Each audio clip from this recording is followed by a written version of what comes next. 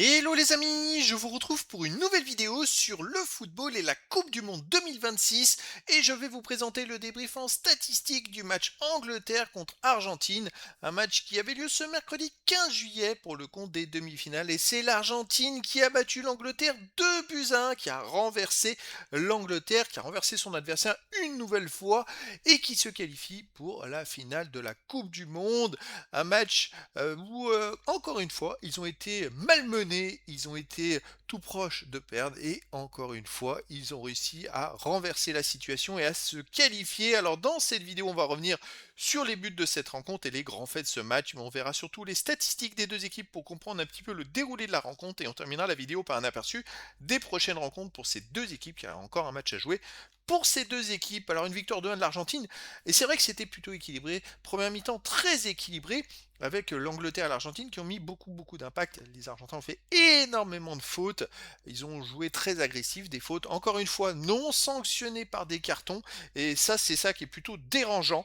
Un arbitrage je trouve qui a avantagé les équipes qui mettaient des coups et qui ne jouaient pas au foot, parce que la première mi-temps ça jouait pas vraiment au foot.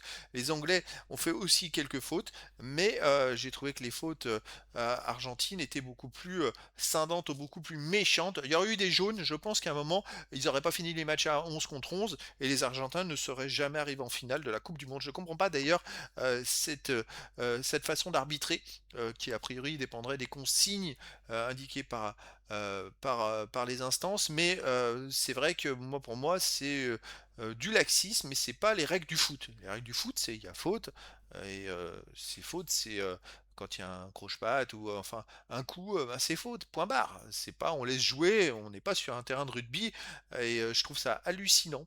Donc bon, bah, encore une fois, ben, c'est pas le football qui sort vainqueur d'un match comme ça. Je trouve que si, ça avait été vraiment arbitré correctement dès le début du match, il y aurait eu des cartons jaunes pour les Argentins, ils auraient jamais pu faire ce qu'ils ont fait en deuxième mi-temps. Mais bon, c'est comme ça, c'est le foot. Bon, alors en tout cas, première mi-temps, 0-0 à la mi-temps. Deuxième mi-temps, les Anglais, à force de réussir à pousser leurs actions, ont ouvert le score à la 55e minute par Gordon. Et puis, grosse erreur tactique de la part de l'entraîneur de l'équipe anglaise qui, dans le dernier quart d'heure, a fait rentrer que des défenseurs et a fait reculer toute son équipe. Résultat, ils ont été acculés devant leur but et les Argentins ont tiré sur le poteau, tiré sur le gardien. Et à un moment, bah, ça a fini par rentrer et Fernandez égalise à la 85e minute d'une magnifique frappe enroulée de 25 mètres.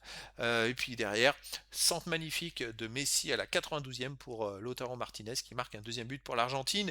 Les Anglais ont donné le bâton pour se faire battre. J'ai pas compris, je comprends pas pourquoi le coach les a fait reculer à ce point-là, a fait sortir des attaquants pour faire entrer des défenseurs, mais c'était prévu, enfin c'était conduit quand on a vu les autres résultats, le match d'avant contre l'Égypte, l'Argentine, il y a deux matchs, ils ont battu l'Égypte en étant menés 2-0 en marquant 3 buts dans les 10 dernières minutes. Bah, rebolote, c'est un truc de fou, franchement les amis, et l'Argentine se retrouve en finale de Coupe du Monde, alors qu'ils ont été ballottés depuis les 16e de finale par des résultats vraiment qui sont passés in extremis. On va pas revenir sur ce qui s'est passé aussi en quart de finale avec l'expulsion d'Embolo très euh, on va dire, très sévère, surtout que derrière, l'Argentine a eu beaucoup de mal, même à 11 contre 10. Bon, enfin bref, en tout cas, c'est l'Argentine qui s'est qualifiée pour la finale et l'Angleterre jouera le match de la troisième place face à la France, on va le voir un peu plus loin. Alors, les statistiques des deux équipes, il y a eu 64,3% de possession de balle à 35,7% pour l'Argentine, 590 passes tentées à 325, 537 passes réussies à 273, 91% de passes réussies à 84%. L'Argentine a quand même largement dominé la rencontre. Alors, c'est vrai que c'est gonflé avec la dernière demi-heure, puisque quand l'Angleterre a mené 1-0, l'Argentine a eu la possession de balle plus de 80%. Donc voilà, ça a gonflé beaucoup ces statistiques, mais quand même. Les occasions 13-4 pour l'Argentine, les XG, les buts attendus, 1,85 à 0,53 pour l'Argentine, c'est largement plus que l'Angleterre. En même temps, c'est le contexte du match qui a voulu ça, parce que sur les 1,85, les amis, à la mi-temps, il y avait 0,04 pour l'Angleterre, 0,03 pour l'Argentine, c'est pas une blague. Donc en fait, ils ont eu les 1,85 à partir du moment où ils ont été menés et qu'il a fallu attaquer, et à partir du moment où les Anglais ont joué dans leur surface de réparation. Avant, ils n'arrivaient pas à avoir d'occasion. Dès le moment où les Anglais se sont mis à tout jouer dans la surface, les Argentins ont multiplié les occasions avec un Lionel Messi qui a été fantastique et qui redoublait de passes. Et moi, je me disais, waouh, il joue super vite, il tente les 1-2 et tout ça. À un moment, ça va passer. Bam, ça a passé dans les 10 dernières minutes. Il y a eu deux buts.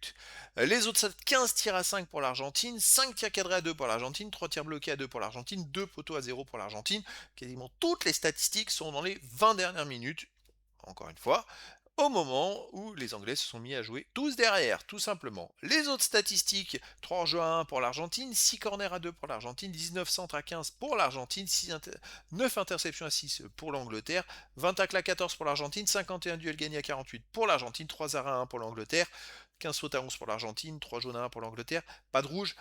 Quand on voit toutes les stats, l'Argentine est devant l'Angleterre dans quasiment toutes les statistiques. Un match, ça se joue plus de 90 minutes. Bon, maintenant, avec les arrêts de jeu, on va dire ça se joue 90 minutes, pas 70 minutes. Mais qu'est-ce qui s'est passé pour l'Angleterre de jouer 70 minutes et d'arrêter de jouer? Forcément, à un moment, bah, ça finit par rentrer avec des joueurs en face comme Messi, des joueurs qui sont très forts techniquement.